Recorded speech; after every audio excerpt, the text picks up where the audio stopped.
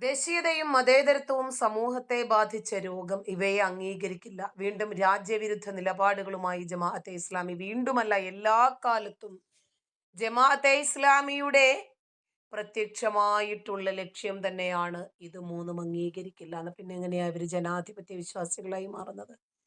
ഇവർക്ക് വേണ്ടത് ദേശീയതയല്ല, മതേതരത്വവുമല്ല, ജനാധിപത്യവുമല്ല.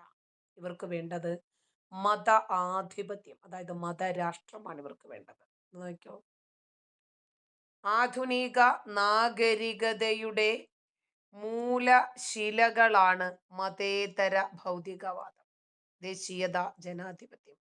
ഈ മൂലശിലകളെ നാം ജീവിക്കുന്ന കാലത്തിന്റെ മൂലരോഗങ്ങൾ എന്ന് വിളിക്കാൻ മാത്രമുള്ള ചിന്താപരമായ കരുത്ത് ജമാഅത്തെ ഇസ്ലാമിക്കുണ്ട്.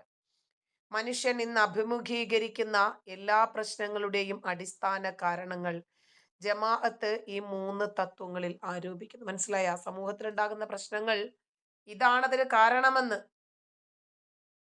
ജനാധിപത്യവും മതേതരത്വവും ദേശീയതയും കാരണമാണ് ഇന്ന് അനുഭവിക്കുന്നത്. അതേപോലെ ഇസ്ലാം മത തീവ്രവാദം കാരണമാണെന്ന് ലോകം അനുഭവിക്കുന്ന പ്രതിസന്ധി. അഫ്ഗാനിസ്ഥാനെതിരെ യുദ്ധം പ്രഖ്യാപിച്ച് പാകിസ്ഥാൻ 131 പേരെ വധിച്ചു. കാബൂളിൽ ബോംബിട്ട്. രണ്ടുപേരും കാക്ക മുസ്ലിങ്ങളായതുകൊണ്ട് നമുക്ക് ഈ വാർത്ത കൊടുക്കാൻ പറ്റില്ല. പാകിസ്ഥാൻ വളർത്തിയ താലിബാൻ ഇന്ന് പാകിസ്ഥാനെതിരെ വൻ ആക്രമണം അഴിച്ചുവിട്ടു. നിരവധി ആളുകൾ കൊല്ലപ്പെട്ടതായി റിപ്പോർട്ട്. അത് തന്നെ കാക്ക. പാകിസ്ഥാനും താലിബാനും തമ്മിൽ എന്തെങ്കിലും ഉണ്ടെങ്കിൽ നിങ്ങൾ തമ്മിൽ അങ്ങോട്ട് തീർക്കുക. കൊല്ലുന്നവനും കൊല്ലപ്പെടുന്നവനും അല്ലാഹു അക്ബർ എന്ന് വിളിച്ചാൽ നമ്മളത് വാർത്തയാക്കില്ല. മോദിജിയെ നിങ്ങളുടെ ഭരണം അത്ഭുതപ്പെടുത്തുന്നു. അതെ, മുറ്റത്തെ മുല്ലയ്ക്ക് മണമില്ല. നമ്മുടെ നാട്ടിലെ മലരുകൾക്ക് മാത്രം ഈ ഭരണവും ഈ രാജ്യത്തിന്റെ പുരോഗതിയും ഒന്നും മനസ്സിലാകുന്നില്ല. കാർക്കശ്യക്കാരനിൽ നിന്ന് അയൽപ്പക്കത്തെ കുടുംബക്കാരൻ നെതന്യാഹു പൊളിച്ചടുക്കുകയും വളരെ നല്ലത്. നെതന്യാഹു എന്ന് പറയുന്ന നല്ലവനായിട്ടുള്ള മനുഷ്യൻ, നരേന്ദ്രമോദി എന്ന് പറയുന്ന നല്ലവനായിട്ടുള്ള ജനാധിപത്യ വിശ്വാസി അംഗീകരിക്കാൻ തീർച്ചയായിട്ടും പറ്റുന്നു. ലവ് ജിഹാദിന്റെ പുതിയ വേർഷൻ എന്താണ്? ഭർത്താവ് അറിയാതെ ഇസ്ലാം മതം സ്വീകരിച്ച ഹിന്ദു യുവതി പ്രണയക്കെണിയിൽ വീഴ്ത്തിയത് തമിഴ്നാട് സ്വദേശിയായിട്ടുള്ള അമീർ ഫൈസൽ. അമീർ ഫൈസലിന്റെ എന്തോ കണ്ടിട്ടാണ് ഭർത്തൃമതിയായിട്ടുള്ള ഈ പെണ്ണ് കെട്ടിയവനറിയാതെ ചാടി വീണത്. പോയി അനുഭവിക്കട്ടെന്നേ. ഇസ്രയേലിന് നേരെ ഹമാസ് നടത്തിയ ആക്രമണത്തെ ന്യായീകരിച്ച ഇറാൻ വംശജയെ 4 വർഷത്തേക്ക് തടവിനും ഫ്രാൻസിൽ നിന്ന് പുറത്താക്കാനും കോടതി. ഇവളെയൊന്നും വച്ചുകൊണ്ടിരിക്കരുത്. അതായത് എവിടെയാണ് നമ്മൾ നിൽക്കുന്നത് എന്ന് പോലും ചിന്തിക്കാതെ ഫ്രാൻസിൽ കുടിയേറിയ ആളാ. എന്നിട്ട് അവിടെ പോയി ഇരുന്നിട്ട് ഇസ്രായേലിനെതിരെ ശക്തമായിട്ടുള്ള മുദ്രാവാക്യം, എന്നെ കൊണ്ടൊന്ന് ഇസ്രായേലിലേക്ക് ഇറക്കി വിടൂ, നെതന്യാഹുവിന്റെ കഴുത്ത് ഞാൻ എടുത്തുകൊണ്ട് വരാമെന്നൊക്കെ. ദി കേരള സ്റ്റോറി വരട്ടെ, എന്നാലല്ലേ നമുക്ക് ഈ മതം മാറ്റത്തിന്റെ യാഥാർത്ഥ്യം എന്താണെന്ന് മനസ്സിലാകത്തുള്ളൂ. 85 മില്യൺ ഹിന്ദു ഗേൾസ് ഇന്ത്യ ഇതിനകത്ത് അകപ്പെട്ട് കിടക്കുകയാണ്. ലവ് ജിഹാദ് മുൻ വർഷത്തെക്കാൾ വർധനവ്. നല്ല സാഹചര്യമല്ലേ കേരളത്തില്? പെൺകുട്ടികൾ മാത്രമല്ല, വീട്ടമ്മമാരും കെണികളിൽ പെടുന്നു. പോയി ചാടട്ടെ. ഒരാള് നമ്മളെ വീഴ്ത്തുന്നു എന്ന് പറഞ്ഞാൽ അത് അവരുടെ കഴിവും മികവും മാത്രമൊന്നും അല്ലല്ലോ. നമ്മുടെ കഴിവ് കേടുകൂടി ഇതിനകത്ത് എടുത്തു പറയണമല്ലോ. ഏവം വന്ന് വിളിച്ചാലും ഉടനെ തന്നെ പോകാൻ വേണ്ടിയിട്ട് ഹിന്ദു പെണ്ണുങ്ങൾ എന്തിനാണ് തയ്യാറായി നിൽക്കുന്നത്? അനുഭവിക്കട്ടെ. ഓൺലൈൻ സംവിധാനങ്ങളും രജിസ്ട്രേഷൻ നോട്ടീസുകൾ വെബ്സൈറ്റുകളിൽ കൃത്യമായി അപ്ലോഡ് ചെയ്യാത്തതും മയക്കുമരുന്നും പ്രണയക്കെണികൾ ഒരുക്കുന്നവർക്ക് സഹായകമാകുന്നു. ഇതൊക്കെ അറിയില്ലേ? സോഷ്യൽ മീഡിയ ഉപയോഗിക്കുന്നവരല്ലേ? സ്റ്റേക്ക് സ്റ്റേ കേരള സ്റ്റോറി 2 റിലീസിന് അനുമതി. അതെ, ഒരു സിനിമ കാണുമ്പോഴേക്ക് നിങ്ങൾ എന്തിനാണെന്നേ കുരു പൊട്ടിക്കുന്നത്? സിനിമയല്ലേ ഇത്, വരട്ടെ. അഫ്ഗാനിസ്ഥാൻ പിന്നിൽ നിന്ന് കളിക്കുന്നത് ഇന്ത്യ. ആരോപണവുമായി പാകിസ്ഥാൻ. സ്വന്തം കഴിവില്ലായ്മ മറ്റൊരു രാജ്യത്തിന്റെ മേലെ കെട്ടിവെക്കുക. അഫ്ഗാനിസ്ഥാനിലെ തീവ്രവാദത്തെ വളർത്തിക്കൊണ്ടുവന്നിട്ട് ഇന്ന് അവര് നല്ല പണി കൊടുക്കുമ്പോൾ ഇന്ത്യക്കിട്ടാ പറയുന്നത് അങ്ങാടിയിൽ തോറ്റതിനമ്മയോട്. ഈ താത്ത അറിയാമോ? ഈ താത്ത ഒരു മാനസിക വെല്ലുവിളി നേരിടുന്ന ഒരു പയ്യനെ പിടിച്ച് റൂമിനകത്തേക്ക് വിളിച്ചു വരുത്തിയിട്ട് പാവം പയ്യനെ കൊണ്ട് ബലാത്കാരം ചെയ്യിപ്പിക്കാൻ വേണ്ടി തുണിയൊക്കെ ഉരിഞ്ഞിട്ട് താത്ത കടിമൂത്ത് നിന്ന്. പക്ഷേ കടിജീവിതയെ തുണയ്ക്കാൻ ആ ചെക്കൻ തയ്യാറായില്ല. ചെക്കൻ ഇതിന്റെ മൊത്തം കണ്ടപ്പോ അറപ്പ് തോന്നി. ചെക്കൻ മാറി നിന്നു. പിന്നീട് ഇവളുടെ കൂട്ടാളികളെല്ലാം കൂടെ ബാത്റൂമിനകത്ത് നിന്നിട്ട് ആ ചെക്കനെ വന്ന് ഇട്ടത്തിട്ട് കൊല്ലാക്കൊല്ല ചെയ്തു. ചെക്കൻ നേരെ സ്റ്റേഷനിലേക്ക് പോയി. അപ്പോൾ ഒരാൾ ചോദിക്കാണ്, പ്രതി യുവതിയല്ലേ, മുഖം കാണിച്ചത് ശരിയായില്ല. ഇതൊക്കെയാണ് നമ്മുടെ നാടിനെ ബാധിച്ച ക്യാൻസറുകൾ. അപ്പൊ കൃത്യമായിട്ടൊരു മറുപടിയും നല്ലൊരുത്തം കൊടുത്തിട്ടുണ്ട്. ആ, ഇതുപോലെയുള്ളവൾമാരുടെ ഒക്കെ ഫോട്ടോ വിട്ടു കഴിഞ്ഞാലേ, അവള് മുസ്ലിം ആയതുകൊണ്ടാണ് കാക്കാക്ക് കയറി പൊള്ളിയത്. യുവതിയെ മതം മാറ്റി വിദേശത്തേക്ക് കടത്തിയ കേസ് 2 പ്രതികളെ റിമാൻഡ് ചെയ്തു. പേര് നോക്കട്ടെ. ഫയാസും സിയാദും. നമ്മൾ ഈ വാർത്ത കൊടുക്കില്ല. ലവ് ജിഹാദ് വ്യാജമാണെന്ന് എഴുതി പത്രം റിപ്പോർട്ട് ചെയ്ത് വാർത്ത. ആഹാ, എങ്ങനെയുണ്ട്? വലിയ വാർത്തയാണ്. ഞാൻ പിന്നെ അന്ന് ചെറിയ ലെറ്റർ എന്നിട്ട് വായിക്കാനൊക്കെ ബുദ്ധിമുട്ടാണ്. യുവതിയെ മതം മാറ്റി വിദേശത്തേക്ക് കടത്തിയ കേസിൽ അറസ്റ്റിലായ പറവൂർ പെരുവാരം മന്തിയേടത്ത് ഫയാസ് എന്ന 23-കാരൻ. 23 വയസ്സിൽ തന്നെ തുടങ്ങിയത് നന്നായി മോനെ. നല്ലൊരു കരിയർ ഫോം ചെയ്യാൻ പറ്റും. 10-30 വയസ്സാകുമ്പോഴേക്കേ നല്ലൊരു പൈസയും ഉണ്ടാക്കാം, ഒരുപാട് ആൾക്കാരെ മതം മാറ്റുകയും ചെയ്യാം. കൊള്ളാം. മാഞ്ഞാലി തലക്കാട്ട് സിയാദ് 48. 48 വയസ്സ്. ശരി, നേരത്തെ തുടങ്ങി കുറെയൊക്കെ സെറ്റിൽഡ് ആക്കിയിട്ടുണ്ടാവുമായിരിക്കും. എറണാകുളം ജില്ലാ പ്രിൻസിപ്പൽ സെഷൻസ് കോടതി റിമാൻഡ് ചെയ്ത് ആലുവ സബ് ജയിലിലേക്ക് മാറ്റിയിട്ടുണ്ട്. യുവതിയെ ലൈംഗികമായി ചൂഷണം ചെയ്തതിനും മതപരിവർത്തനം നടത്തി വിദേശത്തേക്ക് കടത്താൻ സഹായിച്ചതിനുമാണ് 2 പേർക്കുമെതിരെ കേസെടുത്തത്.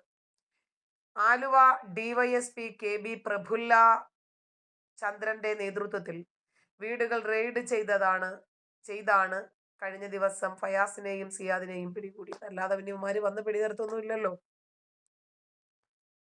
പോലീസ് പറയുന്നത് ഗുജറാത്തിൽ താമസിച്ചിരുന്ന പത്തനംതിട്ട സ്വദേശിയാണ് മതപരിവർത്തനം നടത്തിയത്. കണ്ണൂർ സ്വദേശിയായിട്ടുള്ള മുഹമ്മദ് റിയാസ് ആണ് 1-ാം പ്രതി.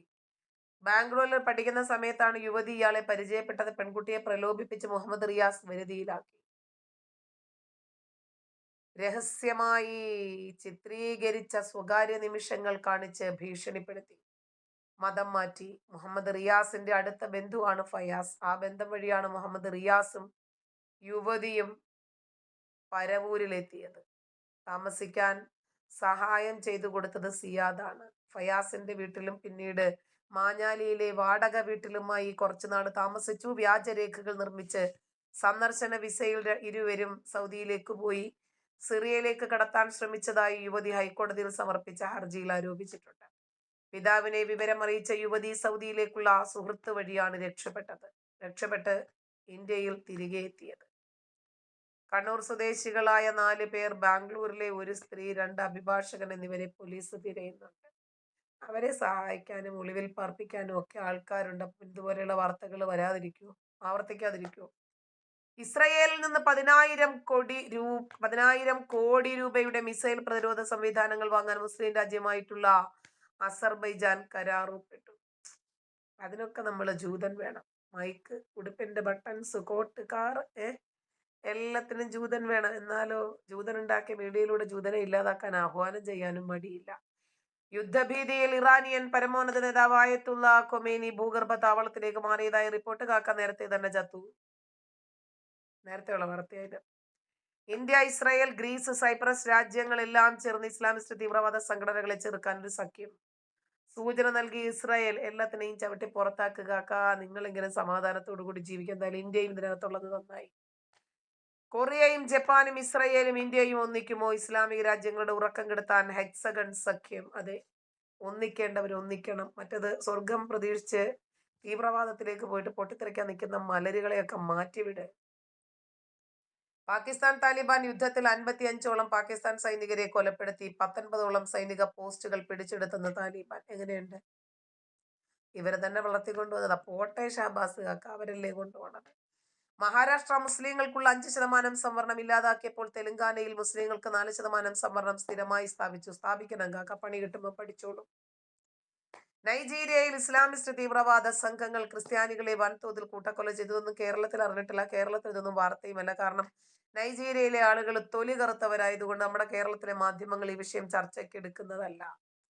യുവതിയെ മതമാറ്റി വിദേശത്തേക്ക് കടത്തിയ കേസ് 2 പ്രതികളെ റിമാൻഡ് ചെയ്തു. ഈ കണക്കുകൾ കയ്യിലിരിക്കട്ടെ. ആഹാ, മീഡിയ 1 മുതൽ ദീപിക വരെ പറയുന്ന കണക്കുകൾ വാസ്തവ വിരുദ്ധമാണ്. ഇത്ര ആൾക്കാരൊന്നും അല്ല. അതിലേറെ ആളുകൾ ഐസിസിലേക്ക് പോയിട്ടുണ്ട്. പലസ്തീന് കൂട്ടായി ഓർഗനൈസേഷൻ ഓഫ് ഇസ്ലാമിക് ട്രീയിലെ 57 രാജ്യങ്ങൾ. നല്ലത്. ഇന്ത്യയുടെ സുരക്ഷ നോക്കാൻ ഇന്ത്യ മാത്രം, ഇസ്രായേലിന്റെ സുരക്ഷ നോക്കാൻ ഇസ്രായേലും മാത്രം. ഇവരെ കൂടുമ്പോൾ ഒരുമിച്ച് അങ്ങോട്ട് കൂടും. മുറിയന്മാരുടെ സ്വഭാവം അതാ. ഇപ്പൊ ഇറാൻ കണ്ടില്ലേ, ഇസ്ലാമിക രാജ്യങ്ങളെയൊക്കെ ആക്രമിച്ചിട്ട് അവർ തിരിച്ചെന്തെങ്കിലും ഒരു പുൽക്കൊടി അനക്കിയോ? കാരണം കിട്ടുന്നത് വാങ്ങിച്ചിട്ട് മൂലക്കിരിക്കുക. തിരിച്ചടിക്കണമെങ്കിൽ ചങ്കൂറ്റമുള്ള ഇസ്രായേലും അമേരിക്കയും ഇന്ത്യയും ഒക്കെ വേണം. അമേരിക്കയെ ശരീഅത്ത് മുക്തമാക്കാൻ സ്ഥാപിച്ച ജനപ്രതിനിധികളുടെ സംഘടന കൂടുതൽ സംസ്ഥാനത്തിലേക്ക് വ്യാപിക്കുന്നു. അതെ, ലോകവ്യാപകമായിട്ട് ഇസ്ലാമിക ശരീഅത്തിനെ വേരോടെ കുഴിച്ചു മൂടാനുള്ള സംവിധാനങ്ങൾ ഉണ്ടാകണം. അള്ളാഹു അക്ബർ വിളിച്ചേറ്റുമുട്ടൽ. അഫ്ഗാൻ പാക് യുദ്ധം കനക്കുന്നു. ഇരുഭാഗത്തും 200-ലേറെ എണ്ണം. എന്തായാലും രണ്ടു കൂട്ടർക്ക് നോമ്പുണ്ട്. അൽഹംദുലില്ലാഹ്, അൽഹംദുലില്ലാഹ്. ബഹ്റൈനിലും സൗദി റിയാദിലും ഖത്തർ അൽ ഉദൈദ് ബേസിലും ഇറാൻ ആക്രമണം. പോയി വലിച്ചൂട്. വൻ സ്ഫോടനങ്ങൾ റിപ്പോർട്ട് ചെയ്തിട്ടുണ്ട്. കാക്കാമാരിങ്ങനെ പരസ്പരം നിങ്ങൾ തള്ളിക്കൊണ്ടിരിക്കുവല്ലേ. ഇസ്രായേലിനെതിരെ ആണെങ്കിലല്ലേ നിങ്ങൾ അനങ്ങത്തുള്ളൂ. ഇപ്പൊ ഇറാൻ ചെയ്തപ്പോ നിങ്ങൾ മിണ്ടാതിരിക്കല്ലേ, അനുഭവിച്ചു. ഇറാനെ വിറപ്പിച്ച് ഇസ്രായേലി മിസൈൽ വർഷം. ടെഹ്റാനിൽ പലയിടത്തും ഉഗ്രസ്ഫോടനങ്ങൾ. ആക്രമണത്തിൽ അമേരിക്കയും പങ്കാളിയെന്ന് റിപ്പോർട്ടുകൾ. സുമ്മാവാ, അവരായുധമുണ്ടാക്കി വെച്ചിരിക്കുന്നത് വെറുതെ അല്ല, ചെറുക്കാൻ തന്നെയാണ്. അള്ളാഹു അക്ബർ വിളിച്ചേറ്റുമുട്ടൽ. ആ രണ്ട് വിഭാഗത്തിനും നമ്മൾ തന്നെ ആയതുകൊണ്ട് കുഴപ്പമില്ല. അബുദാബിയിൽ ബിരുദദാന ചടങ്ങിനിടെ പലസ്തീൻ ഐക്യദാർഢ്യം പ്രഖ്യാപിച്ച വിദ്യാർത്ഥിയെ അറസ്റ്റ് ചെയ്ത് രാജ്യത്ത് നിന്ന് നാടുകടത്തി. ഇസ്ലാമിക അറബ് യു എ ഇയിൽ പോലും പോയിരുന്നിട്ട് പലസ്തീന് വേണ്ടി ഐക്യദാർഢ്യം പ്രഖ്യാപിക്കാൻ പറ്റില്ല. എന്നിട്ടാണ് ലോകത്തിന്റെ വിവിധ കോണുകളിൽ പോയിരുന്നിട്ട് ഇസ്രായേലിന് ബഹിഷ്കരണവും പലസ്തീൻ ഐക്യദാർഢ്യവും. ആഹാ. യു എ ഇയിൽ ഇരുന്നിട്ടും സൗദിയിൽ ഇരുന്നിട്ടും ഒക്കെ ഇറാൻ ഐക്യദാർഢ്യം പ്രഖ്യാപിച്ച് 8 പേരെ തൂക്കിയെടുത്തിട്ടുണ്ട് യു എ ഇ ഇപ്പോ. അതുപോലെ ബഹ്റൈനെതിരെ പോസ്റ്റ് ഇട്ടതിന്റെ പേരിൽ AI ഉപയോഗിച്ച് വീഡിയോ ചെയ്തതിനെതിരെ സൗദിയിലും ഇതുപോലെ കുറെ എണ്ണത്തിനെ അറസ്റ്റ് ചെയ്തിട്ടുണ്ട്. എന്താണ് നീയൊക്കെ നന്നാവാത്തേ?